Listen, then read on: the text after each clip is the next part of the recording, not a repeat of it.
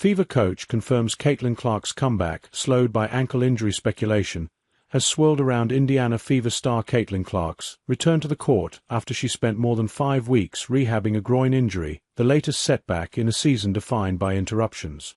But the lack of rhyme or reason to Clark's injury status started to have fans scratching at their heads after seeing a game-time decision report before the Fever Wings match August 12, only later that day to have coach Stephanie White confirm Clark had not even been practicing, raising questions as to what could really be going on with the guard's recovery.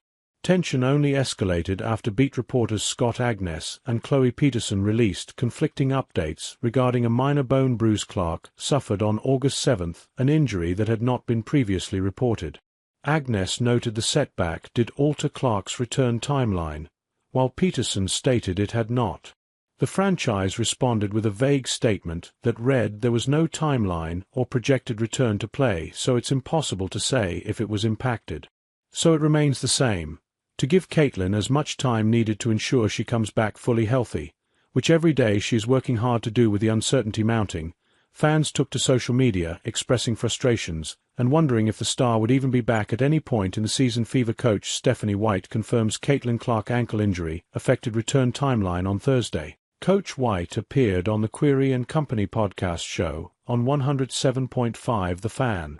When show host Jake Query asked White about Clark's ankle injury and where things currently stood, White answered, "Caitlin is doing everything that she can to position herself to get back on the court. There has not been a timeline because her health and wellness has been the most important thing." It wasn't exactly new information, but what stood out was when she followed up, talking about how the bone bruise Clark sustained had, in fact, affected her return, saying, "We want to make sure she's 100% when she does get back on the court."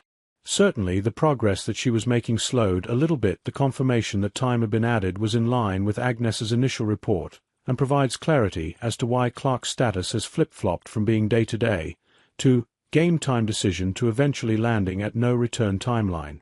The bright side of White's interview was that Clark's goal was to get her back out on the floor, and that currently the Fever guard is doing everything that she can to position herself to play. Caitlin wants to get on the floor to be a basketball player again instead of somebody who's rehabbing from injury.